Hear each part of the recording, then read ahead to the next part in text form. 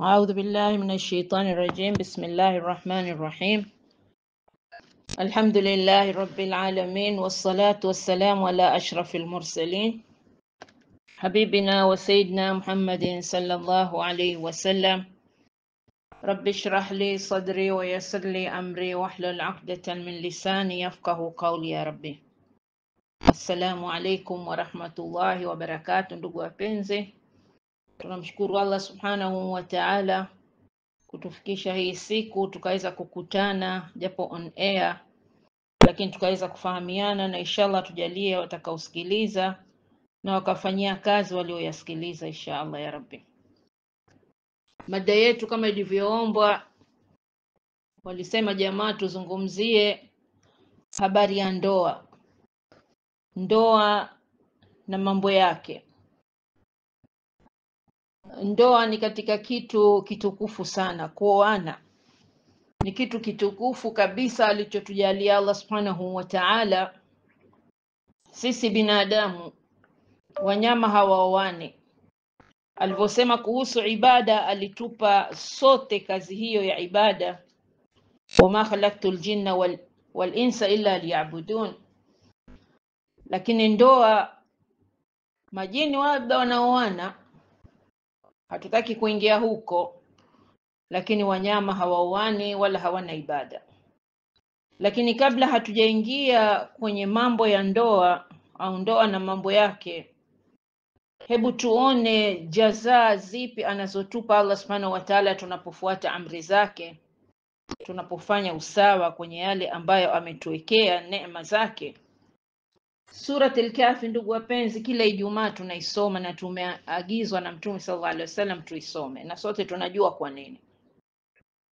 Allah anasema baada ya a'udhu billahi minash shaitani rajim, bismillahir rahmanir rahim, alhamdulillahi alladhi anzala ala abdihi alkitaba wa lam yaj'al lahu 'iwaja qayyiman liyundhira ba'san shadidan min ladunhu wa yubashshira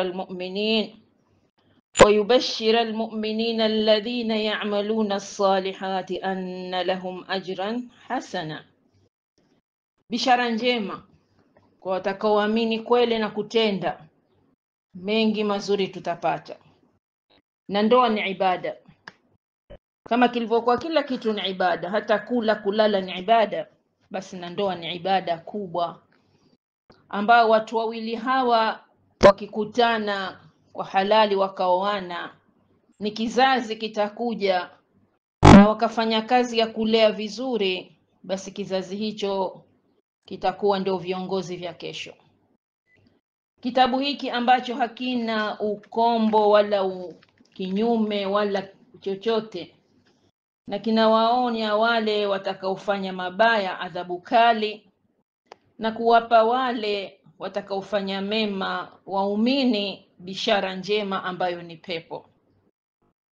Basi wema ni kila mahala kwenye maisha yetu, sio wema tu wakati maalumu, siku maalumu, kwa watu maalumu, lakini wema wetu sisi lazima tufanye ndio amali zetu njema. Kabla hujaoa hujaolewa, ndugu mpenzi unayenisikiliza, jicheki ucha Mungu wako. Jiangalie wewe na Mwenyezi Mungu, vipi alaka yenu, vipi ukaribu wako na Allah subhanahu wa ta'ala. Umemfahamu Allah? Umeyafahamu maamrisho yake? Umemfahamu Mtume sallallahu alaihi wasallam na mafunzo yake? Basi lolote utakalolifanya litakwenda sawa. Utaridhika wewe, wataridhika watu, na ridha kubwa utaipata ni kwa Allah subhanahu wa ta'ala. Muhimu sana kwenye maisha yetu ya kila siku ni mambo mawili tu au maneno mawili. Tusikose kuyatumia maneno haya mawili, ni dawa kubwa kwetu kwenye maisha yetu.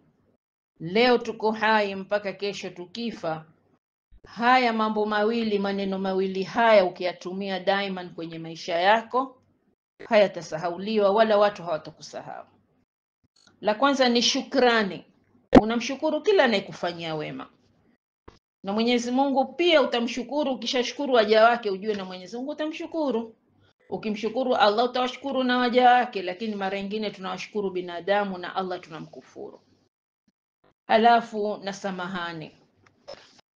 kukubali kusamehe wanaokufanyia mabaya japo wewe siye mkosa. Maana sio kila mara kuwa sisi tunakosa. Kuna mara nyingine tunafanyiwa makosa, lakini kubali kuomba msamaha. Na kwenye ndoa haya mawili sana sana sana tuyatumie, kwa sababu kusameheana na kupeana shukrani, asante, shukran, thank you, ni mambo mawili ambayo sana yanaleta furaha ndani ya maisha ya ndoa. Kuona kuwa mwenzako alau ukimfanyia kitu ana appreciate, wazungu wanakuambia, anakadari ile mambo yako ulomfanyia. Kwa hivyo unamwambia shukran au yako ambie shukran. Na kusameheana ni lazima, maana tuishi pamoja, tutakosana, tutafanyiana mambo saa nyingine si kusudi, by accident. Kwa hivyo unamwambia mwenzako nisamehe. Kila mmoja awe tayari kwa haya mambo mawili, samahani na shukrani. Ndoa na mambo yake, ndugu wapenzi. Qur'ani imetueleza mengi kuhusu maisha yetu yaliyopita ambayo hatukuyaona, lakini tunayajua. Ya sasa tunaopitia tunayaona, na nataka ukuja huko mbele ya umul qiyama pia tushaelezwa. Pepo kaisifu Mwenyezi Mungu, hajaacha sifa zote, katusifia kila kitu cha peponi, ili nini? Na sisi tutamani.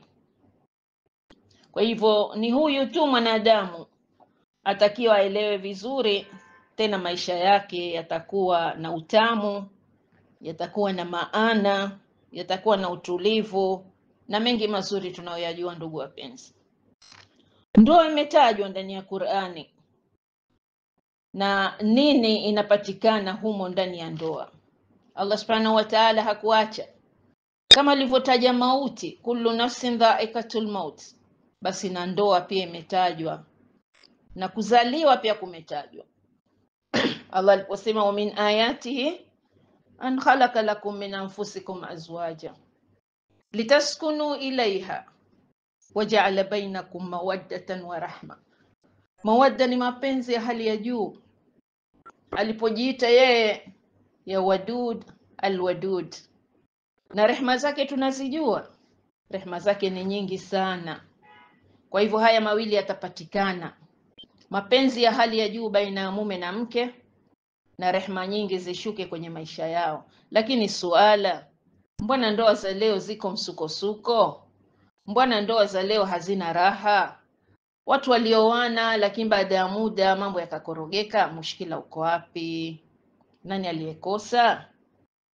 Na pia ukaribu wa baina ya mume na mke, Allah hakuacha kutuambia nani mke kwa mume na nani mume kwa mke, aliposema hunna libasun lakum wa antum libasun lahun. Wao ni nguo, kama nguo yako inavyokustiri, nguo yako unavyoipenda, nguo yako ya ghali, na mwenzako yuko ghali kwako. Mwenzako awe safi kwako na wewe uwe msafi kwake. Mwenzako umstiri na yakustiri kama nguo ilivyokustiri. Kafananisha na kitu ambacho kiko sana kimeshikana na mwili wetu. Hunna libasun lakum wa antum libasun lahun. Tustiriane, tushikamane, tufahamiane, tusaidiane na mengi tunayoyafahamu. Lakini leo ila man rahima rabbi, furaha ni ya siku mbili na kipande, mambo yanaporomoka, ndoa inavunjika, balaa zinaanza, familia zinagombana, ya mume na ya mke, wanakuwa watu hataki hata kuonana wala kusikiana majina. Mushkila uko wapi? Nani aliyekosea? Kwa hivyo, na vipi pia wanaume wa waamil wanawake, sio chukue mke halafu mtese, umfanye ni mtumwa, umfanye ni takataka, ila saa ile labda unamhitajia kwa starehe zako za kimwili, au pengine hata hizo starehe za kimwili humpi haki yake mwanamke. Unamweka tu kama kiti, kama kochi, kama meza, kama kitanda ndani ya nyumba. Mwenyezi Mungu akasema waashirhunna bil ma'ruf, mkae nao, muende nao, muzungumze nao kwa wema, mpaka ile kumchekea, mpaka ile kumsemea maneno mazuri, na wote wawili wawe hivyo, sio tu mume. Mume awe na maneno mazuri na muamala mzuri na mke wake, na mke hakadha kwa mume wake. Mambo haya yakipatikana ndani ya nyumba, ndio pale mawadda na rahma zinashuka na zikazidi. Na bado mko wawili tu, hakuja watoto ambao ni wanafunzi wataka kufundishwa, lakini muko mnasomana nyinyi, mnafundishana nyinyi wawili. Na kazi waliopewa wanaume ni kubwa na jukumu kubwa. Arrijal qawwamuna ala nisa, wanaume ni wasimamizi. Sio unasimama umevaa kanzu na kofia na kilemba, wala umesimama umevaa shati na suruale, wala umesimama we mkali mjeuri. Hata sio kisimamo hicho, kisimamo cha masulia.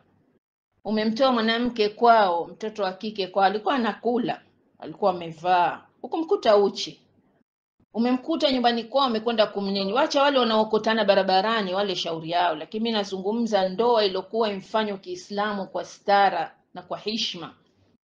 Umekwenda kumposa mtoto mwanamke nyumbani kwao, umemkuta ni msafi, alikuwa anakula, anakunywa, anavaa, ana mapenzi anapata ya familia yake.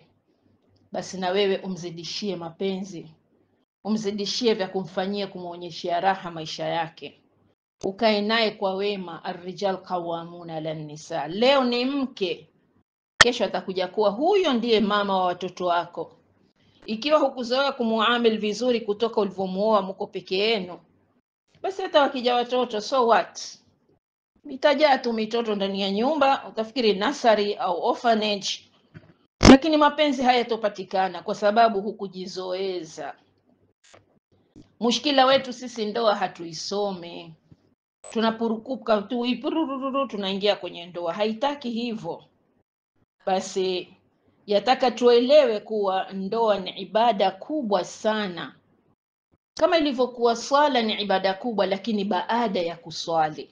Sio pale unaswali, pale utakuwa na khushu, lakini ukimaliza kuswali, wapi unakwenda? Nini unafanya? Vipi tabia zako? Basi hivyo hivyo ndoa, kuoa ni rahisi. Kila mtu anataka kuoa, anataka kuolewa. Lakini baada tushaoana, tuko tunaishi pamoja kwenye nyumba yetu, kwenye chumba chetu, ni vipi muamala baina yetu, mimi na huyo mume na mke wake? Hapa ndio muhimu wa kazi, sio kuoa tu. Kuoa kila mtu ataoa, lakini baada ya kuoa tuko vipi? Maana huyu mke au mume watakuwa viongozi vya wale watakaokuja baada yao, watoto wao. Leo ikiwa baba na mama huyo hawajapata watoto, lakini ni mke na mume na majina mazuri tunaitana, lakini heshima hakuna, uangalifu wa sawa hakuna, itakuwa tunafanya nini? Wakija watoto, na wao watababaika tu, na watoto wanaiga wazee wao, wanatizama. Hapa hii shule ina maprofesa wawili, lakini wako vipi? Watoto wanaona wazee wao wanaiga. Basi kwanza ni ucha Mungu unaotakikana hapa, kama tulivyosoma aya mwanzo. Wacha Mungu wenye imani ya kweli na wakatenda mema, basi jaza yao ni kubwa. Na hii baadhi ni ibada, inataka ucha Mungu, na kila ibada ina shuruti zake, ina mambo yake, ina mwendo wake. Huwezi tu kufanya unavyotaka wewe. Sala huwezi kuswali unavyotaka wewe. Ramadhani huwezi kufunga siku moja ukala, lakini unafanya kwa mpango. Kwanza ni ucha Mungu uwepo baina yao wote, kila mmoja awe anamjua Allah ni nani, na lengo lake liwe ni pepo, sio dunia. Dunia tutaiacha, wangapi wameshatuacha? Wazee wetu wako wapi leo? Walioana wakaishi, tukazaliwa sisi, leo hawapo. Tunawakumbuka kwa dua na sadaka. Kwa hivyo ucha Mungu wa wote wawili wamfahamu Allah, na lengo lao liwe mimi nataka ingia peponi. Maana huko peponi pia Allah kasema, hajaacha zawadi kubwa anaopata mke na mume wanaokaa vizuri. Hum wazwajuhum fi dhilalin ala al-araiki muttaqiun. Ya Allah, wao na wake zao waliishi vizuri kwa ucha Mungu na kufanyiana mema, basi jaza yao ni pepo, wataingia humo wakae milele. Na tena mengi mazuri yatafuata mkiishi pamoja mkiwa na ucha Mungu. Ama si hivyo ni balaa tupu, na dhulma zitapita ndani ya nyumba hiyo. Nyumba itakosa baraka, mawadda yatakwenda, rehma haziingii, ni balaa, na chuki na vita na maneno na kila aina ya balaa, mpaka nyumba inakuwa chungu, kila mmoja hataki kukaa ndani ya nyumba hiyo. Mlipoonana mwanzo, japo ulikwenda mposa ukamuona, mlipendana, kila mtu akamtizama mwenzake kwa macho mazuri. Mtoto wa kike aulizwa umekubali? Nimekubali. Wa kiume ndio huyu nayemtaka? Ndio huyu nayemtaka. Walipendana. Basi mkishaoana, pendo lizidi. Maana mwanamume bora ni yule anayempenda mke wake baada ya kumuoa, si yule anayempenda kabla ya kumuoa. Maana hakuna love Kiislamu kabla ya ndoa. Kwanza ije ndoa, alafu mapenzi yatafuata. Lakini kama utatembea na mwanamke unapendana naye kiharamu, unamtesti, unamuonja, hayo mambo Kiislamu hakuna, japo yanafanyika. Manake hatufuati amri saa nyingine, la ila man rahima rabbi. Yule uliyempenda ukazunguka naye, huyo si mume aliyempenda mtu alafu akamuoa. Mwanamume wa kweli ni yule aliyempenda mwanamke ambaye ashamuoa, sasa akajenga penzi na mwanamke, naye akaona mwenzake yuampenda, yuamfanyia mazuri, na yeye pia naye akaongeza ya kwake, ikawa give and take. So give and give. Mwanamume akufanyie, wewe umekaa tu, au mwanamke afanye mazuri, wewe unafanya mabaya, haiwi. Na siye yule nasema aliyeona akatembea alafu ndo akajitia nataka kumuoa. Utamuoa, lakini mambo hubadilika, penzi huweza kuondoka, chuki ikaanza. Lakini mapenzi ya kweli yaanza baada ya nikah. Nikah ikisomwa, ile ndio ndoa. Malaika wanashuhudia mbinguni na Allah anafurahi kuwa wawili hawa wamefunga ndoa, sasa ni mke na mume, hawafanyi haramu. Basi ikiwa ndoa ni ibada, huwa ina shuruti, ina thawabu na ina dhambi. Na ndipo Allah aliposema, kama nilivyosema, hum azwajuhum, jaza yao pepo, kwa sababu ni ibada iliyokuwa ukifanya vizuri unapata darajat kwake, lakini ukifanya mabaya ni dhambi na adhabu. Kwa hivyo pepo ni mahala pazuri, pasafi, hawaingii ila wazuri na wasafi, wachafu hawaingii. Hata kama wewe Muislamu haujapewa ahadi kwenye Qur'ani, innal muslimina fi jannatin wa na'im, innal muttaqina, janna nyingi zimesifiwa. Basi vipi leo ndoa hazina raha? Dhiki zimezidi, ugomvi, mateso, balaa, dhulma. Kwa nini? Nani wa kulaumiwa? Nani wa kuulizwa? Wapi tumekosea? Na vipi tutatengeneza? Tumeshakosa, tumeshagombana, tumeoana labda miaka 20, hujachelewa kutengeneza ndoa yako. Umeoa leo miaka 15, 20, 30, hujachelewa. Kama muliishi nyumba iliyojaa mashakili, mapenzi yakakimbia, mnaweza mkayarudisha mapenzi, mkaijenga nyumba yenu tena. Hatujachelewa. Lakini vipi tufanye? Dawa iko wapi? Vipi tutengeneze nyumba zetu zirudi baraka, mawada yarudi na baraka zirudi, tuishi vizuri kwa miaka iliyobakia, labda ni mwaka mmoja, alafu tutaondoka, 2, 3, lakini tunaondoka tuna raha na unataraji mwenzako utaingia naye peponi kesho. Jawabu, kila ibada nasema huwa tunaisomea, tunaistudy na kutaka kuifanya uzuri. Mfano sala, kwanza unajifunza kutawadha, unajifunza tohara, halafu unajifunza swala inasaliwa vipi, niseme nini, nifanye nini, rakaa ngapi. Hauendi tu hivi ukaosha uso na miguu ukaingia kuswali ukaelekea unakotaka wewe, haiwi. Sala tunaisoma, tunaistudy, siyam tunaistudy, haji tunaistudy, na zakat tunaistudy, na yote mengine mbali mambo ya dunia. Lakini hizi mimi nazungumza ibada ambazo ziko kwenye Uislamu, hatuzifanyi holela kwa kufunga macho, tuna study ili tufahamu. Basi mbona ndoa tunajipeleka tu holela? Mimi nitakaoa, unakwenda benki unachukua loan, hayo mariba, unaanza kwanza maisha yako na riba. Vipi utafanya vita na Allah na huku wewe wataka kufanya khairi aliyokuwekea? Wallahi tunajidanganya. Mahari toa ambayo unayoweza, Na wanawake sisi pia, nasi wenye watoto wanawake, baba na mama mwenye mtoto wa kike, msiweke shuruti za mahari kubwa. Tunaona vipi mambo yamebadilika, tunaona vipi maisha yana tabu. Leo unamuozesha mwanayo, tukisema kwa huku kwetu 10,000 Riyal Omani, 7,000 Riyal Omani, 8,000 Riyal Omani. Huko tena nchi nyingine sijui hata mamilioni, malaki, manini. Hiyo we hauzi, humuuzi mtoto wako, si gari hiyo, wala si shamba, wala si nyumba, huuzi. Kwa hivyo mahari tuzipunguze, kwa sababu mtoto wa kiume aliyokuwa amefanya kazi miaka miwili akafikiria ataka kuoa, atafanya saving yake mwenyewe, ataleta mahari yake kutoka njia ya halali, na ndoa itafanyika kihalali. Lakini leo mushkila ya kwanza iloharibu manyumba yetu ni kwenda kuchukua mikopo benki. Wapenzi, tunachukua riba, tunatafuta vita na Allah, halafu tunataraji watoto wetu waishi vizuri. Haiwezekani.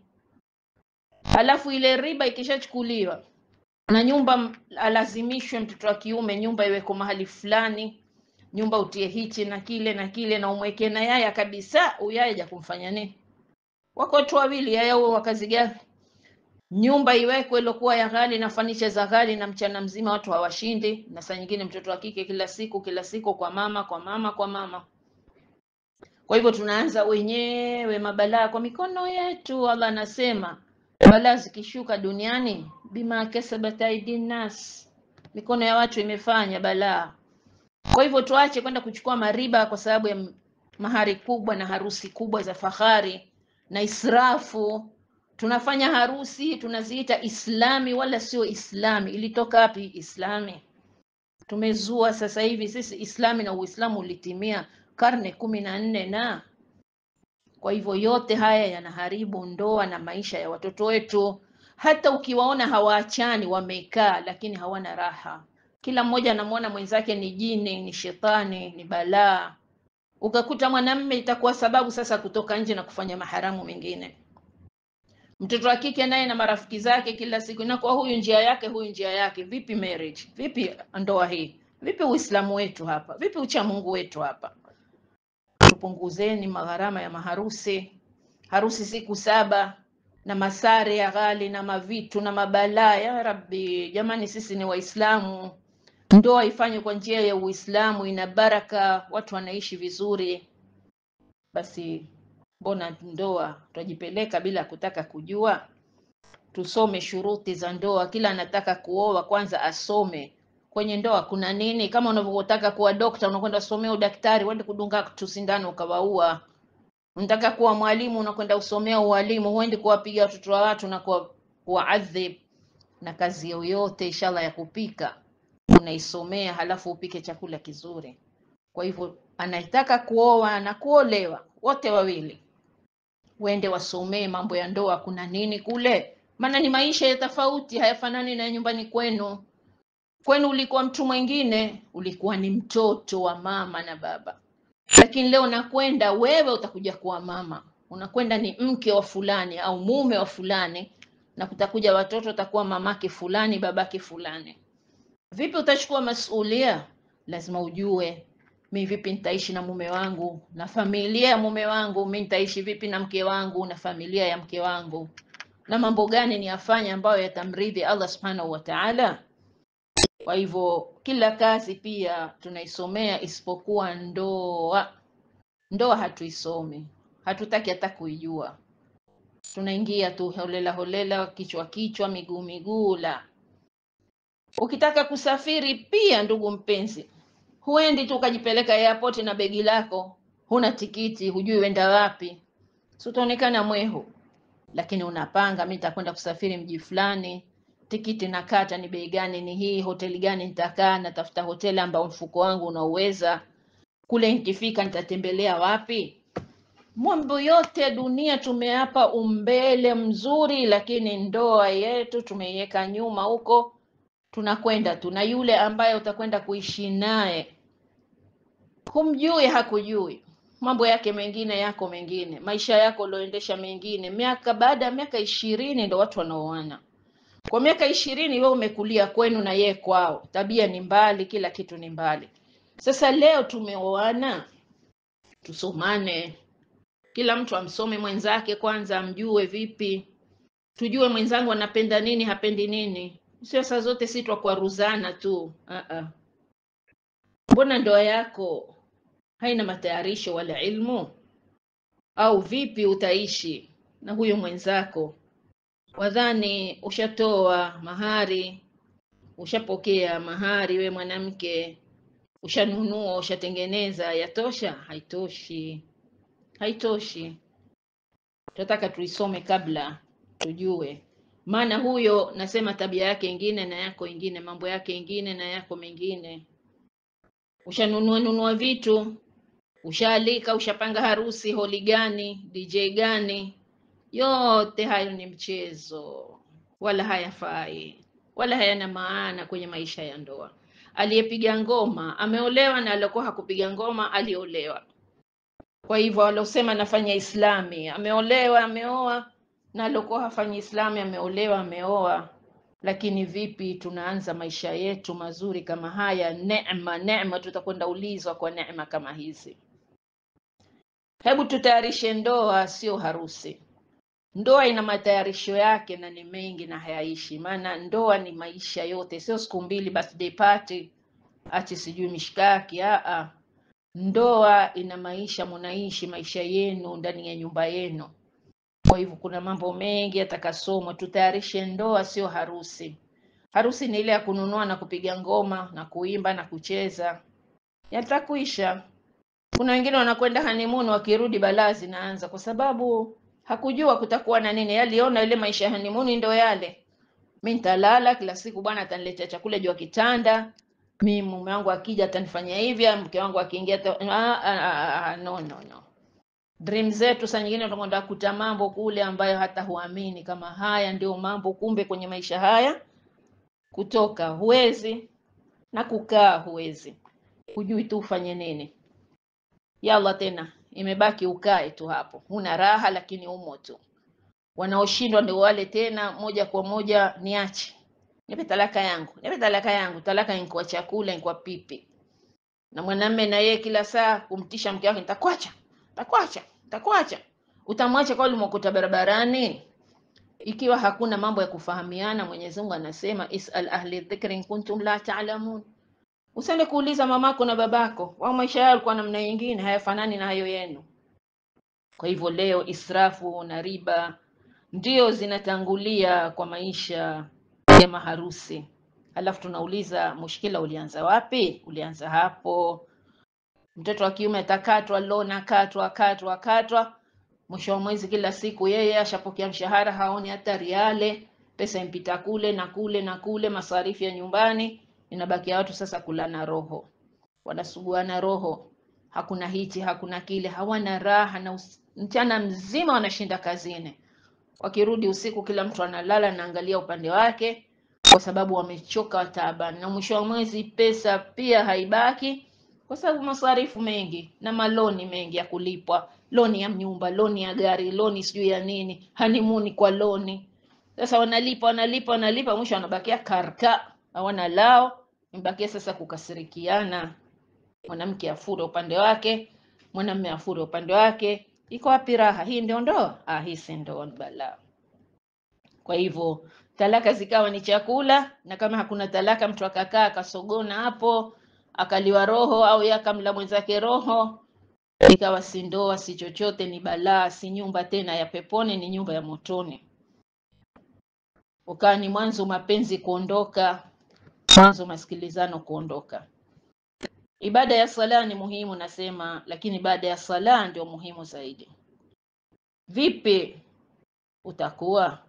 Basi na ndoa pia ni nzuri na ni muhimu, maana inakamilisha dini ya mwanamume. Na mwanamke pia akijua ameolewa, anajistiri vizuri, anakaa vizuri, anajiheshimu vizuri, ni mke wa mtu. Alipokuwa msichana yeye labda anaweza kufanya fujo nyingi, lakini akija kuolewa amekuwa mke wa mtu. Na mtoto wa kiume amekamilisha dini, maana hataki tena kuangalia wengine, kishapata chake kizuri. Lakini siku hizi pia si dawa. ashaoa mwanamke mzuri yuko nyumbani na wanje wa haramu wanao. Hizi ndo balaa zinaanza. Kwa hivyo ibada yake ni kuwa baada ya ndoa mimi nitaishi vipi na mwenzangu. Baada ya harusi ni muhimu zaidi, vipi tutaishi kwa raha, vipi tutaishi kwa masikilizano. Hayo ndio muhimu zaidi kuliko ile ngoma tulocheza na mahari makubwa tulopokea na madhahabu mengi tukanunua, na kisha ikifika mwaka umesahau hata zaka huyatolee, unasema mimi hizi ninaziweka sizivai. Haijahusu. Dhahabu ni zako, utazitolea zaka madhali zimepita kiwango chake. Usinunue madhahabu mengi. Lakini wapi, nataka kuonyeshana ni ufahari kama alivyosema Allah, maisha duniani ni kujifakharisha na kujionyesha. Ndoa maana yake ni stara, tustiriane mke na mume, ya huyu asitoke nje na huyu asitoke nje. Ukamilifu wa dini nasema kwa sote wawili, hata mtoto wa kike akishaolewa kaya tulizane, makinike, upendo uzidi, kusaidiana kuwepo ndani ya nyumba. Pia hakuna aibu mwanamume kuosha vyombo, ikiwa mke atapika mume aoshe vyombo. Lakini watoto wanawake siku hizo atakwambia mimi niliambiwa kupika si lazima. Si lazima mama, lakini unapata thawabu zaidi, ni special offer za Kiislamu. Mbona unakimbilia maduka ya marka? Handbag ilikuwa ikiuzwa riali 50, leo inauzwa riali 5. Mbona huiachi kwenda kuinunua? Nguo ilikuwa ikiuzwa riali 80, leo riali 10, unakwenda kuinunua. Kwa sababu seli na special offer zimetiwa, madiscounti. Basi Uislamu pia una special offer. Mtoto mwanamke akipika nyumbani kwake mume wake akafurahi kwa chakula, ni thawabu 200%. Akimpa maji kwa mapenzi, akafanya nyumba yake, akaisafisha, akaitizama, akatandika kitanda chake, akafanya, ni thawabu hizi extra. Kuna mandus, kuna container moja ambayo inaingia hizi special offer tunazozikimbilia tukazifanya za kwenye dini, sio tu za dunia. Leo kanzu umenunua riali 5, ilikuwa riali 50, lakini si baada ya muda huitaki. Lakini hizi thawabu hizi zipo, utazikuta tena nyingi sana. 100% wewe umefanya wema unapata, lakini umeswali hujulikani umepata wala umekosa. Tunamuomba tu Allah tusaidie. Kwa hivyo kusaidiana, hakuna aibu ndani ya nyumba, mume na mke. Utafika wakati mna watoto mtahitajia msaidizi, lakini pia we mama si ndio kila kitu Mary. Na mimi nyumba ni yangu, na huyu mume ni wangu, na watoto ni wangu. Mary msaidizi, Mary sio mwenye nyumba. Mary akimchukua baba utalia, lakini Mary kila saa hukumbuki. Ndoa ni kufahamiana, kila mmoja mfahamu mwenzake. Sisi ni binadamu, si wanyama. Wanyama hawafahamiane. Paka akishazaa baada muda kitoto chake ataketa kukiona akipiga. Lakini sisi binadamu tufahamiane, tunaishi ndani ya nyumba moja, tufahamiane mambo gani yanakera tusifanyiane. Kuchunga heshima ya mwenzako, kila mmoja achunge heshima ya mwenzake. Heshima ni kitu kikubwa sana. Huyu mume wako mpe heshima yake, mkiwa wawili, mkiwa na watu. Na wewe huyu ni mke wako, sio saa yote unamtukana na kumpiga na kumwambia maneno machafu. Tuheshimiane. Heshima haiko dukani. Waswahili wakwambia heshima kitu cha bure, lakini kina thamani kubwa. Wote wawili ni walimu, ni maprofesa. Nasema hakuna hapo mwanafunzi bado. Mi profesa na yule profesa tunapeana mawazo, tunapeana nasiha, tunabadilishana mambo. Mimi najua hichi, yajua kile, tunafundishana. Wanafundishana na kubadili mawazo yao na kupeana nasiha nzuri.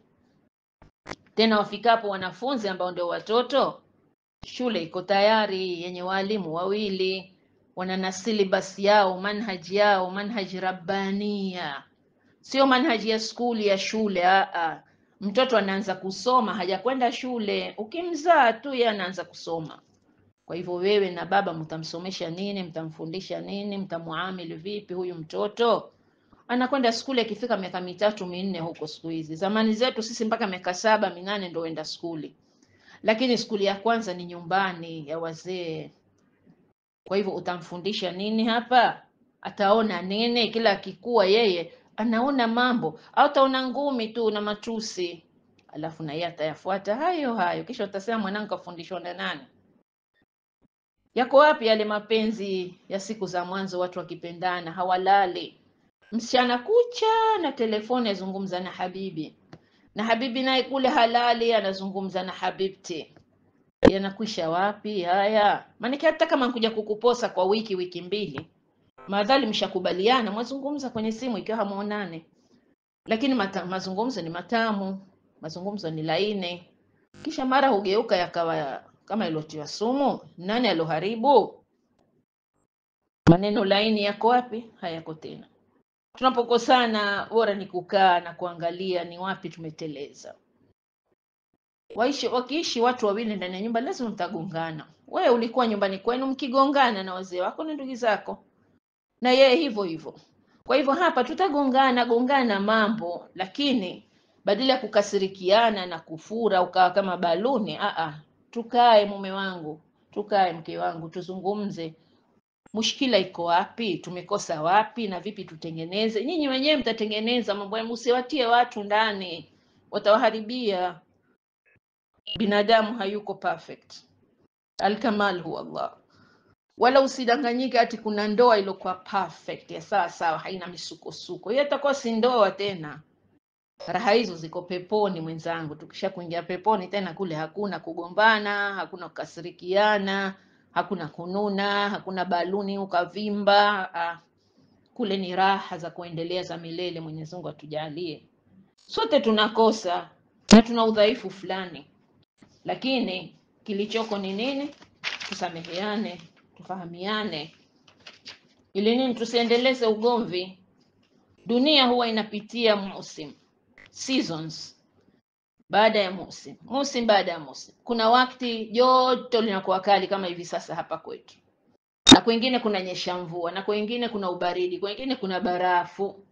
Dunia inapitia hayo mambo, mara joto kali, mara upepo mkali, mara mvua kali, mara maua yanatoka, mara majani yanaanguka. Kwa wakati wake Mwenyezi Mungu kapanga. Basi na ndoa inayo msimu wake. Tunapitia haya mambo pia kwenye ndoa. Kuna siku utaamka umefurahi hiyo siku, lakini ikifika mchana utakereka kwa kitu, utakasirishwa na kitu. Nyinyi wenyewe wawili mko pamoja, dakika moja mmefurahi, dakika ya pili mwenzako akakosa tu, akasema kitu, akatazama kitu, mtaanza kugombana na kukasirikiana. Hizi ni season zinapita, ni msimu unatupitia kwenye majumba. Ndio tutakana hasira? La. Tukikerana tusameheane, na tukifurahi tupeane shukrani. Mwenzako kakufanyia kitu, mshukuru. Mwenzako kakukosea, wewe umemkosea, msameheane. Tunapitia msimu hizo. Mara nyingine unakuwa na furaha, mara nyingine hasira, mara nyingine huzuni, ukali, dhiki. Haya ni mambo ya binadamu tunayapitia. Hakuna ndoa iliyokamilika ikawa haina matatizo. Ndoa hizo za kukamilika ziko peponi, nakwambia, sio duniani. Usione mtu kapandishwa Mercedes na lipstick na handbag mpya ukamtizama akasema mimi ningepata mume kama yule. Humjui yule mume yukoje. Pengine mwenzako atiwa ngumi siku mzima ili asubuhi atolewe nje watu wamuone amfurahi. Wewe hujawaona watu ukucha wapigana chumbani, lakini wakitoka ukumbini wacheka, washikana habibi habibti, apple carrot nini, watu wasijue kama jana tulifanyiana nini. Kwa hivyo usimtamani mtu wa mtu, wala mke wala mume, hujui maisha yako vipi. Hakuna perfect marriage, hakuna hiyo. Tokea walioanza waliopitia. Mtume sallallahu alaihi wasallam alikuwa akikerwa na wake zake, yeye alikuwa hana kero. Ndoa yake ilikuwa nzuri kwa bibi Khadija peke yake, ndio ilikuwa ndoa nzuri, haina mashaka, haina ugomvi, haina balaa, haina wivu. Lakini baada ya kufa bibi Khadija radhiallahu anha akaoa wake wengine, ikawa hawa wanawake wanagongana wanampa dhiki. Itakuwa sisi ndoa zetu? Sisi roho zetu bado chafu sana kuliko hata wake wa mtume waliotangulia. Kwa hivyo ndoa hizo ziko peponi za kukamilika. Na hayo mabadiliko ya musim, mara hasira mara nini, huweza kufanyika mara moja. Unaamka una furaha, mara unashakasirika, yani hali ya hewa hapo nyumbani inaweza kubadilika masaa 24 ile wewe unazuzuza huku na huku na huku, unabadilika mara hivi mara hivi. Ulikuwa na furaha, mara unakasirika, hata kiingia mgeni umevimba, wakija watoto balaa. Ndio hii mambo ya kibinadamu, lakini tusiweke kila kitu rohoni. Kila jambo tuliweke mahala pake. Unaweza ukaamka una furaha, nasema mara huzuni zikaja. Haina maana ni miaka mingapi mmeoana, lakini ni vipi muliishi pamoja. Kuna watu wameoana baada ya miaka 30 balaa zikaanza, yakaja mambo makubwa yakawakera, labda wakaachana pia. Hata kama kuachana, lakini hamna tena raha kama ile waliokuwa nayo. Kwa hivyo sio miaka mingapi mmeishi. Mimi na mume wangu tumeishi miaka 50. Muliishi vipi? Mulikuwa na subra na ucha Mungu na kufanyana mema? La. Kwa hivyo haina maana kuhesabu miaka. Ukiwa unahisi joto, binadamu huwa unakimbilia kwenda kuoga maji ya baridi tena. Basi na unapopata hasira na mwenzako, pia nenda zako katawadhe. Ndio hivyo alikuwa akifanya Rasul sallallahu alaihi wasallam. Katawadhe, cool down. Unaweza kuswali swali, huwezi kuswali soma Qur'an, huwezi kusoma Qur'an fanya adhkar, huwezi nenda kakae mahali kando hivi unyamaze kimya. Lakini sio moto kwa moto. Na ukisikia baridi sana pia unatafuta sweta unavaa. Kwa hivyo na mambo yakiwa mazuri sana usijisifu, ukajiona wewe ndio hodari, ukaangalia chini wale wanaopata tabu, wale wenye maisha mazito maskini. Ukasema hata hajui kumweka mume. Utakwenda umfundishe. Usiwadharau wenzako wanaopitia maisha ya tabu ukawacheka. La, ni misukosuko na mitihani hiyo. Unahisi ndoa yako ni makini, raha, baridi, basi usiwadharau wengine wanaopitia shida. Wala wewe sio hodari kwa kuwa mume wako amekaa na wewe na anakusikiliza masaa 24. Hiyo ni neema kakupa Allah na kutizama, utaitumia vipi? Utasema dume langu ili nalo kama kondoo nalipeleka kwa remote mwenyewe. Akiniambia nikamwambia kaa toka haendi huku. Basi raha gani mwanamume kama huyo alikuwa hana senda ndani nyumba yake? Arrijal, mwanamume ni yule ambaye ana wivu na mke wake na watoto wake wa kike na kuwalinda watoto wa kiume. Mwanamume wa kweli ni yule anayeangalia maisha yake, kila kilichopungua yeye ndo mwenye kuleta. Lakini mwanamume anawekwa kaa zoba tu ndani ya nyumba kama katuni, kama robot, huyo si mwanamume. Una raha naye gani mwanamume kama huyo? Mwanamume ni yule mwenye siri. Usisahau huyo mwenzako mlikutana baada ya miaka mingi, 20, 30, 25, na maisha yenu yalikuwa tofauti. Inahitajia kusomana kila siku. Kama wanavyosema ilmu haina mwisho. Ilmu tunasoma kila siku, kwa sababu kila siku unasoma mambo mapya, na kwenye ndoa kila siku utakausome. Kuna mambo mengi mapya yatazuka. Taka kumfahamu mwenzako, sio kila mara wewe ndiye mshika uskani, wewe ndiye mwenye amri. Peaneni fikra na ushauri na mwenzako. Wewe mume, ushikamane na mke wako, na mke na mume wako. Raha ya nyumba inaendeshwa na nyote wawili hivi, kwa mashauri, na tufanye hivi, tufanye vile, tusifanye hivi, tununue hichi. Sio kujifanya wewe antar mwanamke ukaa kila kitu utafanya mwenyewe, utakuja shindwa, utachoka. Ndoa sio birthday party nakwambia, wala Valentine. Ni maisha ya pamoja kwa hali zote, raha, dhiki, maradhi, afya. Kila tunavyoishi tutapitia mengi, basi tuweze kusubiri. Subra jaza yake pepo. Na ndoa pia macho yetu yatizame pepo, tupate kwenda kuingia. Unapomwachia majukumu mwenzako pekee, ndio mashakili huanza. Kuna wanaume wanatupa majukumu yake kwa mwanamke, na mwanamke afanye nini? Sasa wengine hana budi, anachukua kila kitu anajifanyia. Wazungu wanawaita single mother. Wengine ni single mother na waume wamo ndani, hawakufa la kuachika. Wana waume lakini waume wenyewe jina tu. Kwa hivyo wewe usijifanye mshika usukani kila siku na ukamtupia mwenzako majukumu. Wewe mwanamke pia hufanyi kazi, lakini nyumbani kwako uwe hodari na nyumba yako. Mwanamume akiingia une raha na hiyo nyumba, asione ameingia jela.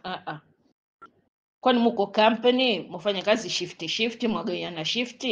Tufanye pamoja. Wale sio mameneja, si mameneja sisi. Sote tuna share ndani ya nyumba yetu, na hata kama unakaa na wakwe zako, bado huyo ni mume wako. Kwa hivyo mambo yenu yote chumbani kwenu. Chumba chako ndio benki yako, chumba chako ndio kila kitu chako. Siri zako usiweke ndani, usizitoe kuwaeleza marafiki. Marafiki wanakutizama wewe na kuona wewe ni model, hawajui unapitia nini, na wewe watizame hivyo hivyo, lakini usitamani cha mtu. Pepo hainunuliwi kwa pesa mpenzi, lakini ni kwa vitendo vyema. Man amana wa amila salihat. Wewe unajiita mu'min mu'mina, basi kama nyote waumini, kuna na vitendo vizuri lazima viendelee, viwe pamoja, vishikamane. Basi vitendo kwenye ndoa ni muhimu sana sana sana, maana kuna pepo, nasema ile aliyotuahidi Allah subhanahu wa ta'ala, kwa tutaingia peponi na waume zetu, na waume wataingia peponi na wake zao. Lakini kama mmoja mbaya haingii, yule atakayekuwa afuata amri za Allah, yule ndiye atakayeingia peponi. Mwingine atapitia mlango wa nyuma huko, atajua mwenyewe wapi aelekea. Kwa hivyo ndugu wapenzi, ndoa yataka kusomwa.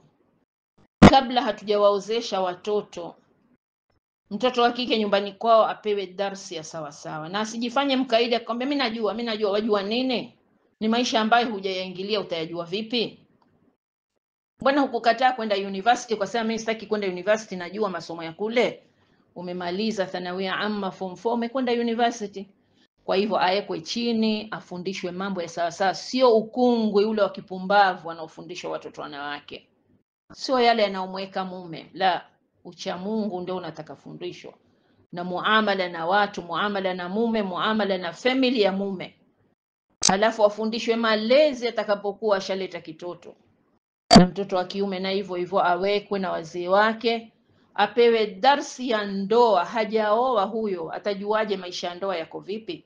Anamuona tu baba na mama, lakini ameshughulika na kazi zake na mambo yake, anaingia kitoka, naona tu nyi wawili, ikiwa mwapigana, ikiwa hamupigani, lakini yeye hajui mambo ya ndani vipi. Kwa hivyo wawekwe watoto, wasomeshwe mambo ya ndoa. Leo tuwapeleka maskuli ya ghali, wengine ma PhD, ma masters wanayo, madude gani wanayo, lakini hawajui kuishi na wake zao, na wale hawajui kuishi na waume zao. Imamu wa msikitini asalisha sala 5, lakini nyumbani kwake hakuna mbaya kama yeye. Akija ni adhabu tu, mpaka vitoto vinamuogopa. Baba yuaja, badala ya kufurahi wakimbia. Au mama ndiye jabari hapo ndani ya nyumba, kwa mume, kwa watoto, kwa yaya, hashikiki, kwa mama mkwe. Haya sio maisha yetu ya Kiislamu. Tunataka raha ndani ya ndoa, wallah zipo, wala haziko dukani ukasema mimi sina pesa.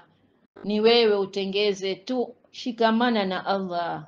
Allah atakudirect wapi unakwenda. Waman yattaqillaha yaj'al lahu makhraja. Allah atakuonyesha njia, Allah atakuletea watu watakusaidia njia gani upite.